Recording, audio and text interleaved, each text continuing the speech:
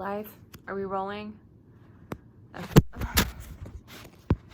See, this is, okay, let's just, hello, how are we? Hi. So I have been trying to film this video.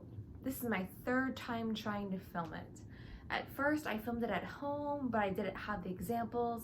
Second time I was at work, I had examples, everything was going great, but then guess what? My computer stopped working. So today I am here to tell you what shoes from the brands that I'm familiar with will make great road shoes, light trail shoes, and shoes that would be great for technical trails. So let's get started. I want to do this all in one take. So the first brand I want to talk about is Brooks.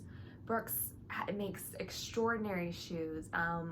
Two in particular that I think are really good are the Brooks Ghost and the Brooks Glycerin. They both are neutral shoes. They both have great tread on the bottom.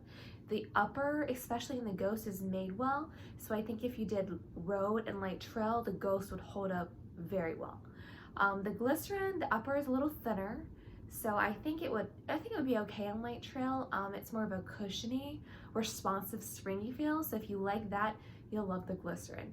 Now for stability for Brooks, for the Brooks Adrenaline, I think it would be all right. I think it would be all right on light trail. I'll say light trail.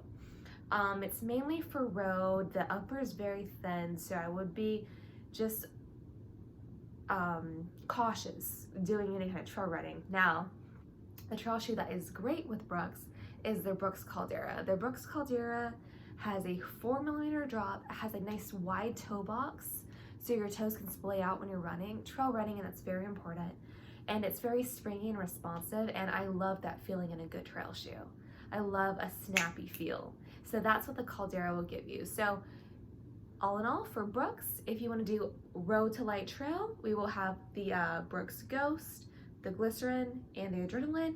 And if you want to do something for more technical trail, we have the Brooks Caldera, which I love, or the Cascadia.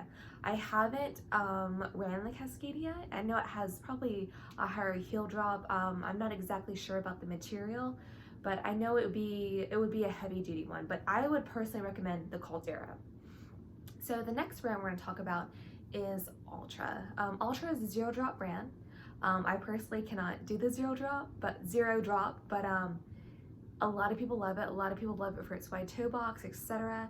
So some good ones for road and trail would definitely be the Temp 2. Like the Temp 2 would be like I'm pretending like it's my hand. The Temp 2 would be like the perfect shoe for like all terrain. Like my boss even runs in it. He does treadmill, road, and also trail. So the Temp 2 would be an awesome shoe for all terrain. Another would be the Olympus. The Olympus has, it's kind of like their Hoka. What I mean by that is their most cushioned trail shoe. It's going to be great traction and great cushioning for super long runs. So if you want something for better traction and that's still really nice and cushioned, you'd want the Temp. And if you want something with more cushioning, you would go for the Olympus. These are both trail shoes, so they would be good for road, trail, and technical trail. And these are the ones that I'm familiar with.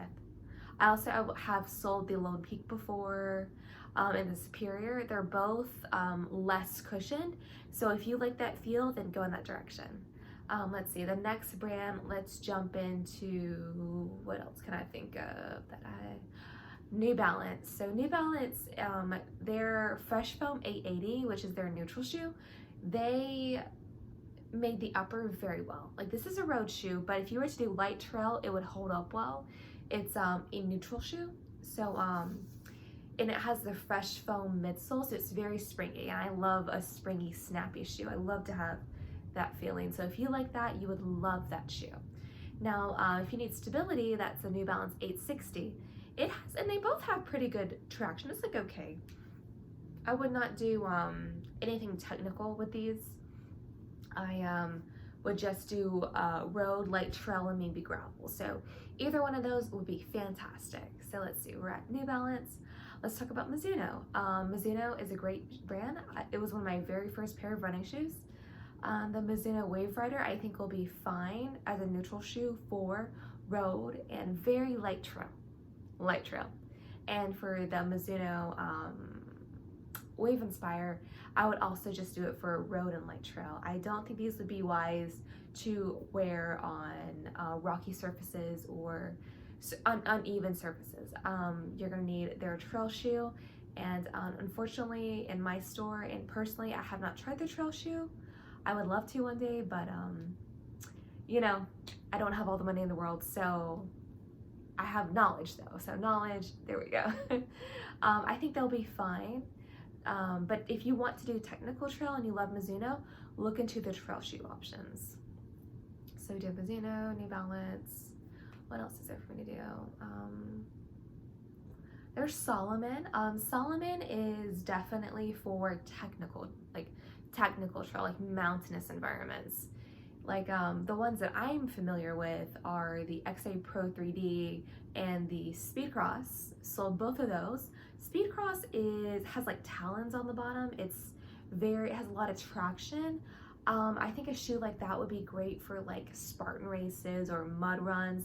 Now the XA Pro 3D is a shoe that would be great for, it's like if a hiking shoe and a trail shoe had a baby, it would be the XA Pro 3D. So that's gonna have good cushion, pretty decent traction, and the upper is made really well, so it's gonna last you a long time. So that's great. And so the next one we're gonna talk about is the Hoka. So as you guys may have noticed, I've done quite a few reviews on Hoka. Anyway, I'm gonna quit talking. So when I first started doing trail, I was in the Cliftons. So I was in the Cliftons first. I just did light trail. Mainly I was doing road riding only.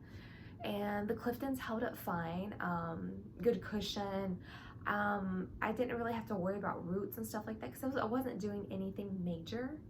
The Cliftons held up very well. So it was a neutral shoe, light cushion, lightweight shoe. Now, I stopped running for a bit and then I ran in the Arahi when I got back into running about over a year ago. And I did road, and then I was like, I want to try some trail running. Like there's a trail that's, you know, about 2 miles away from my house, 2 to 4 miles. And I was like, I'll try it. So I tried it one day. Those shoes held up well. I ran that trail multiple times, developed a love for trail running, then eventually bought some trail shoes. But if you go Hoka, Clifton, or Arahi, I personally have tried those. Both held up well for light trail. So if you are looking at the Hoka brand and you want to do technical trail, road, and light trail, I have tried the Challenger. Now the Challenger is a firmer cushioning. It's not very super soft and marshmallowy, but it's still very comfortable. I like the wide toe box. I loved the lightness. It was a very lightweight shoe, I think between 8 or 9 ounces. I'm not exactly sure, so don't quote me on it. But it's great. It has great traction. I've taken it on all kinds of different terrain, and it has just held together and it hasn't ripped or anything. So I would recommend that shoe if you like that, if that's your preference. And believe it or not, the Speedgoat actually it's very well made in the upper, so this will not tear on you. Like this shoe is down to last. I probably have around, I would say between, God, I've had them for over a year. Let's say that I have them about 250 miles and they're just now showing wear. Same with my Challengers, I rotate them. So I go between both of them and they've held up super, super well. But, and if you want some more cushion, the Hoka Stinson ATR would be your cup of tea. It's wide, it's cushiony, it's got all the protection in all the right places. Like it's a heavy duty shoe that can handle everything. That would be on the higher cushion end. There's also their road shoe, the Bondi, that is kind of like their most max cushion shoe for road.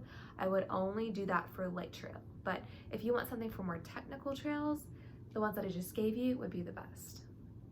So those are the ones I can think of from the top of my head. Like I said, I have been trying to record this video for over a week. I had a subscriber suggest it to me, and I was like, okay, yeah, I'm gonna get it done. And I go to record it, and I'm rambling, which I'm probably rambling right now.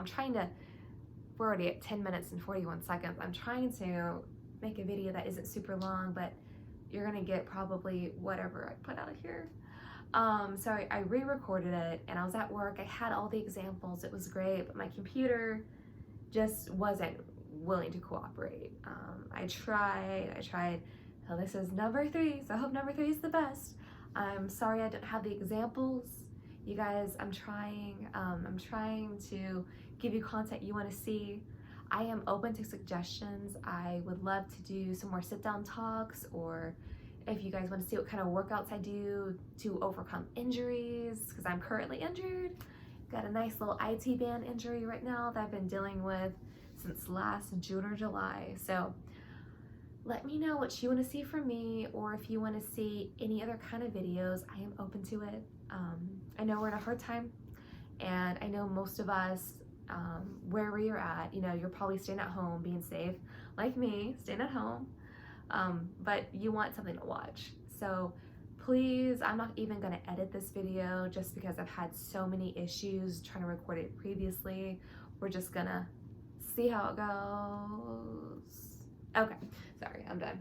All right, please comment down below what you would like to see next, or have any questions about. I will do my best to review it or answer it, or just anything. So please subscribe, please like, and please comment. And yeah, we'll see you guys in the next one. All right, please stay safe, wash your hands, stay away from people, love yourself.